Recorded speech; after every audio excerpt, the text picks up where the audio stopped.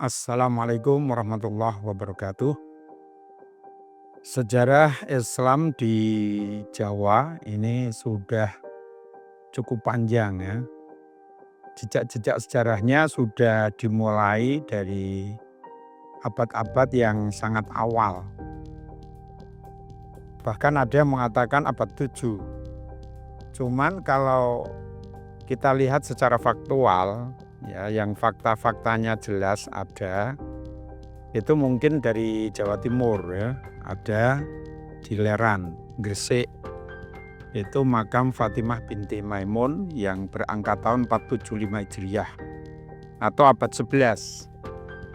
Jadi Islam sudah ada di Jawa itu di abad 11. Ini fakta yang paling faktual ya, istilah Profesor Sartono.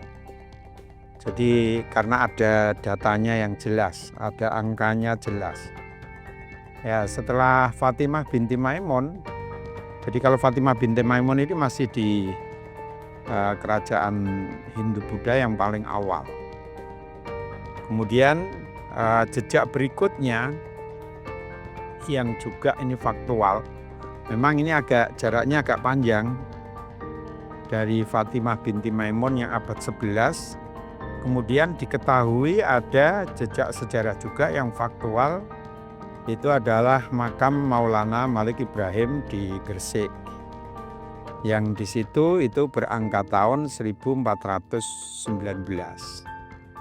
Jadi jarak antara Fatimah dengan Maulana Malik Ibrahim itu hampir 4 abad ya.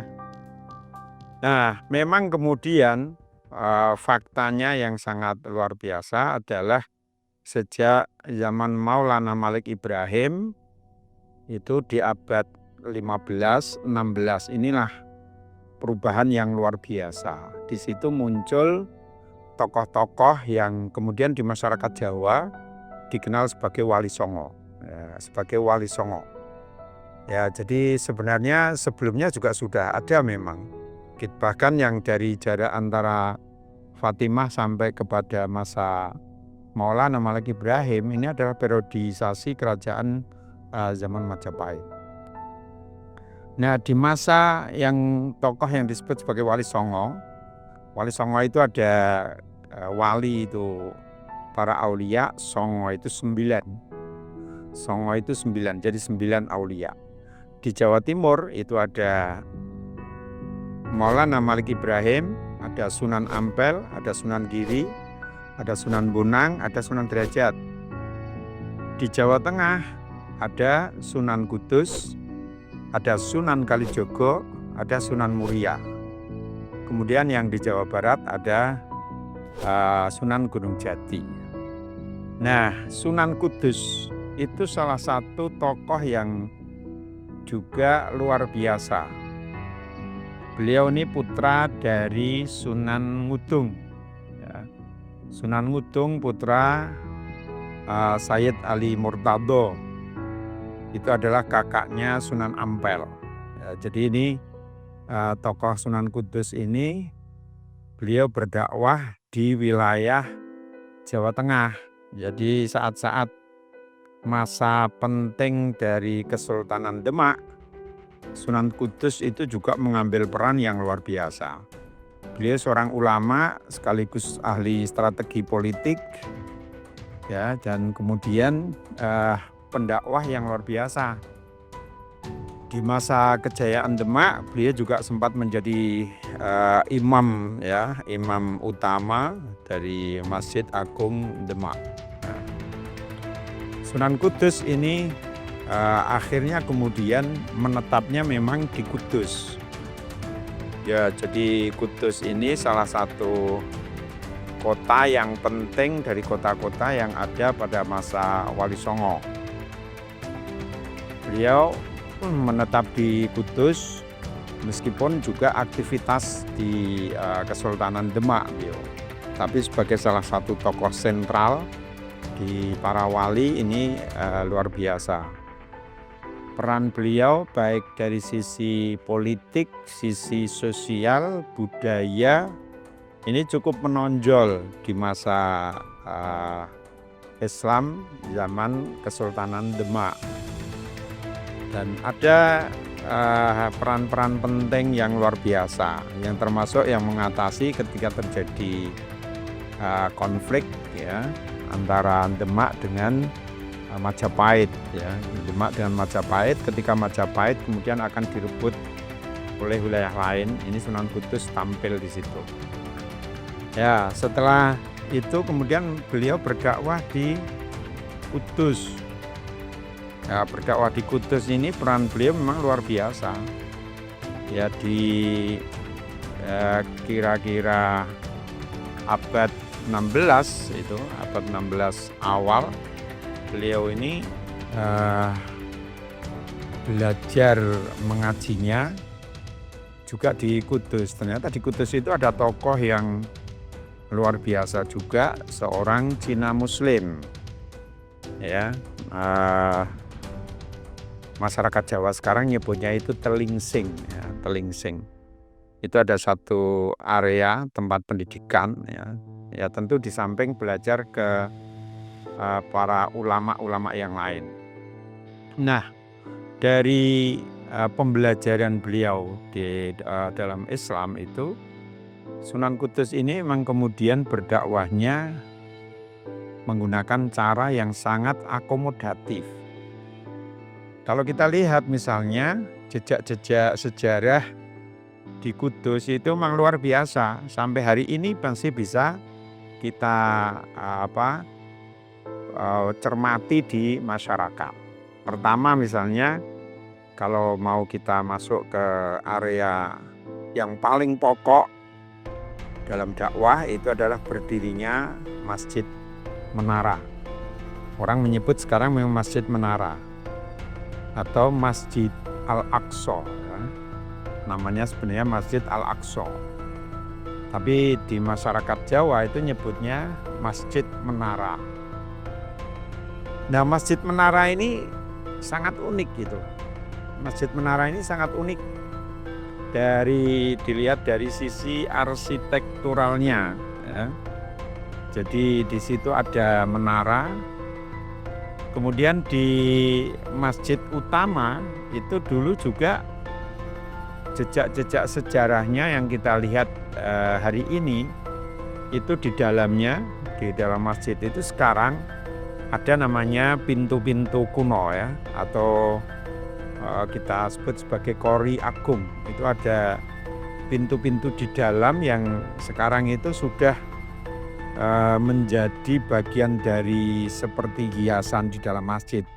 Karena ketika masjid ini diperbesar, Kori Agung ini dibiarkan ya, sampai hari ini dibiarkan. Jadi ada Kori Agung yang ada di dalam, pintu agung yang ada di dalam. Menurut para arkeologi itu dulu adalah batas pintu awal dari masjid. Nah, Kori Agung yang kedua itu berarti pelebaran yang kedua.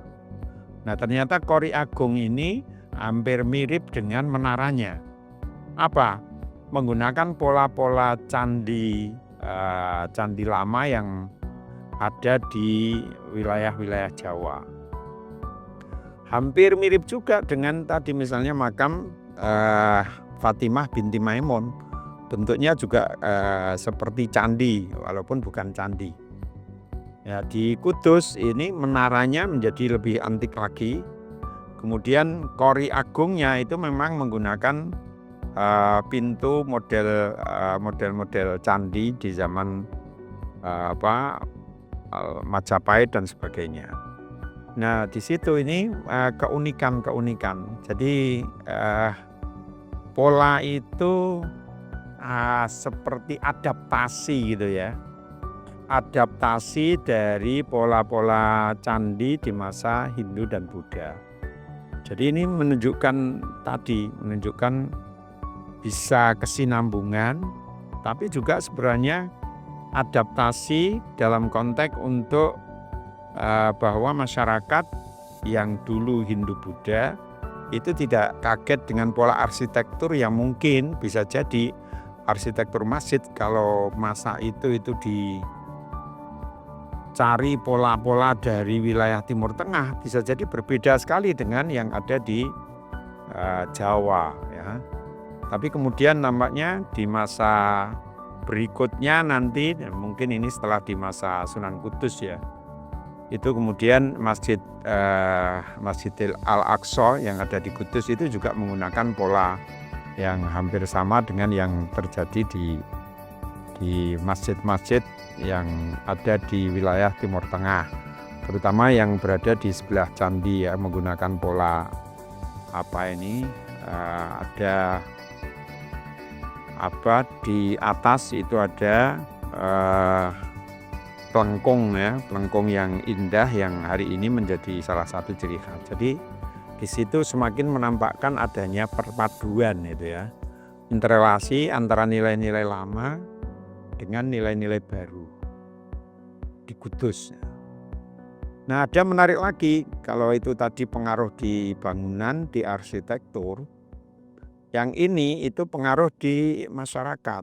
Apa itu? Pengaruh di masyarakat itu antara lain ya Sunan Kudus itu ya ini memang masih bisa dikatakan semacam, orang mengatakan itu Gus Sunyoto mengatakan legenda itu ya. Legenda. Apa itu? Tentang masyarakat Kudus itu hari ini sampai hari ini ya, unik. Itu tidak makan daging sapi. Tidak makan daging sapi, tetapi yang dimakan orang Kudus itu daging kerbau. Ternyata ini jejak sejarahnya unik sekali itu.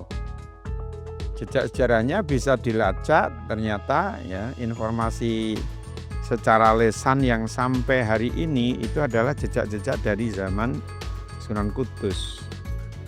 Jadi Sunan Kudus itu sangat menghormati tadi. Jadi kalau tadi di sisi bangunan, ornamen dan sebagainya. Nah ini beliau di sisi hal yang sangat penting dalam kehidupan manusia.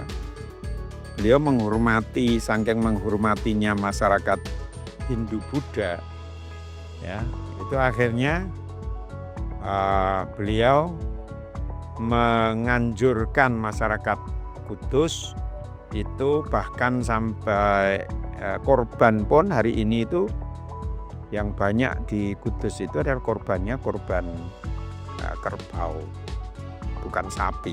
Nah ini unik ini. Ternyata jejak ke bawahnya ke belakangnya itu sampai kepada Sunan Kudus. Memang ini ada dua cerita. Ada dua cerita, ya katanya memang itu bagian dari ya semacam anjuran dari Sunan Kudus untuk menghormati orang-orang yang sangat hormat juga kepada hewan sapi. Ya. Tapi juga ada kisah, ya kisah yang tadi disebut oleh Agus Sunyoto dalam bukunya itu sebagai legenda. Apa kisahnya? Katanya satu hari Sunan Kudus itu di sebuah hutan itu tersesat jalan, mencari jalan itu kesulitan. Tapi tiba-tiba ada seekor sapi, seekor sapi yang menggunakan ya biasa kalau dulu ada lonceng. Jadi tradisi lama itu sapi itu selalu ada lonceng di lehernya. Setelah beliau mendengar suara itu, beliau mencoba menuju tempat adanya sapi itu dan kemudian mengikuti ya jalan atau jalur yang dilalui oleh sapi itu. Nah, dengan seperti itu akhirnya Sunan Kudus bisa sampailah keluar dan kemudian sebagai bentuk terima kasih dari beliau itu masyarakat Kudus itu dianjurkan untuk tidak menyembelih sapi. Jadi ini Ini memang kisah-kisah unik di seputar Kudus ya. Dan hari ini masih berjalan, masih dilakukan oleh orang. Kemudian juga ada lagi mitos yang lain yang eh, di seputar Masjid Menara ya. Ada salah satu pintu ya. Salah satu pintu unik, pintu kuno ya, di sebelah kanan menara yang paling pojok gitu. Itu ya ada kisah, ada cerita yang turun-temurun dikisahkan sampai hari ini. Ada dipasang namanya rajah ya, rajah. Jadi tradisi kuno masyarakat kita itu memang namanya rajah itu sangat penting.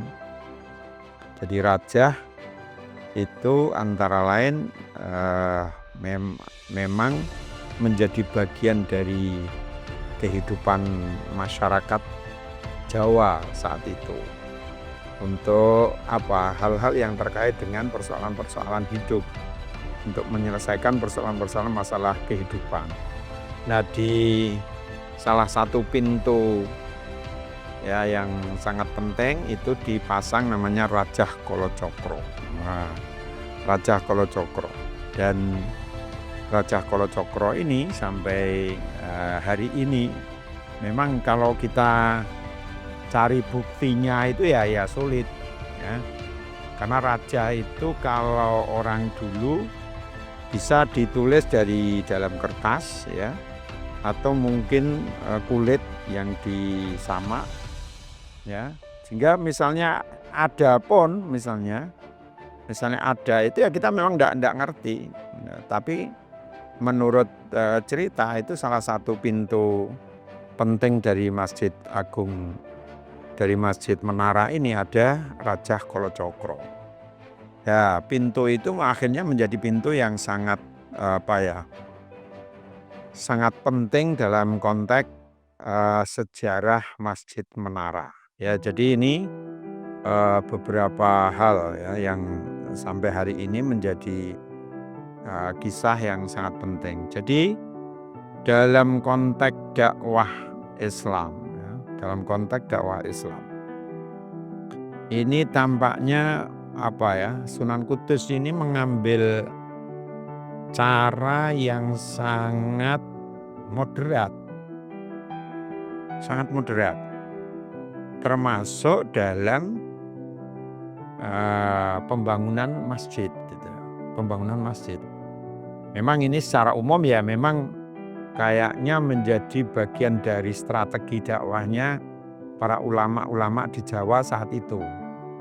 Nah, kita lihat misalnya Masjid Agung Demak juga polanya hampir sama ya, menggunakan pola Jawa dengan atap tingkat. Di Kudus juga model itu ya.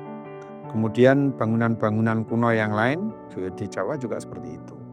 Jadi tampaknya pola memodifikasi bangunan itu ya, meskipun dia masjid ya, tapi kan tetap masjid-masjid di Jawa tetap sesuai dengan syariat. Contohnya apa? Di sisi bahwa setiap masjid itu harus menghadap ke Masjidil Haram. Nah, jadi ya semua dari sisi ini, semua masjid yang ada di Jawa harus menghadap Masjidil Haram.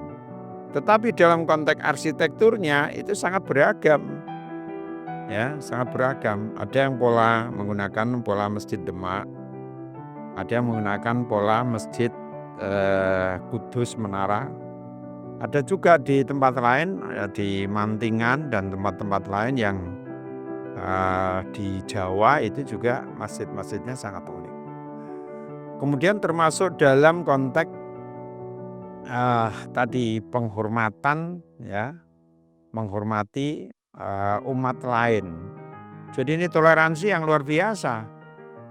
Jadi masyarakat Islam dididik oleh Sunan Kudus untuk toleran ya, dan itu tidak kehilangan keaslian dari pelaksanaan ajaran Islam. Jadi orang Islam ya tetap melaksanakan rukun Islam ya. Tapi hanya pada hal-hal tertentu mereka ini dididik untuk supaya toleransi. Nah, karena ada situ maka kemudian muncul modifikasi, ya, modifikasi berbagai cara termasuk dalam persoalan-persoalan tradisi. Kemudian tradisi-tradisi itu sampai hari ini juga dilestarikan oleh masyarakat hari ini. Maka di Kudus itu juga ada untuk tradisi-tradisi yang kemudian terus dikembangkan sampai hari ini. Misalnya apa? Misalnya ya di kegiatan di Masjid Menara itu nanti ada satu momen penggantian luhur Sunan Kudus itu diadakan tradisi, dan itu ternyata juga menguatkan dulu yang pernah menjadi kebijakan atau kebijaksanaan masyarakat Islam masa itu. Ketika ada tradisi-tradisi haul di Kudus, di Menara maupun di Muria, Muria karena sama-sama masih di area Kudus, itu ternyata sama itu. Mereka nyembelihnya itu. Jadi kalau masyarakat di mana saja yang pengen ngerti rasa daging kerbau itu bisa datang saat haul Sunan Kudus atau haul Sunan Muria. Karena di haul di dua situs penting ini beliau-beliau yang para panitia itu yang disembelihnya itu kerbau. Jadi ada sate kerbau, ada masakan-masakan daging kerbau, semuanya kerbau. Ya, jadi itu saya kira ini salah satu pola dakwah yang sangat menarik ya, sehingga alhamdulillah area-area Kudus, wilayah Kudus itu menjadi ya wilayah dakwah yang luar biasa. Dan hari ini para ulama-ulama yang lahir dari generasi Sunan Kudus, Sunan Muria, Sunan Kalijaga di area Jawa Tengah, kemudian di Jawa Timur itu juga luar biasa. Itu melahirkan ulama-ulama yang luar biasa yang kaliber dunia. Jadi ini saya kira salah satu pola dakwah yang sangat menarik ya, sehingga Islam di Jawa ini mengakar dengan kuat. Semoga ini bisa terus dilanjutkan oleh generasi yang akan datang. Terima kasih. Assalamualaikum warahmatullahi wabarakatuh.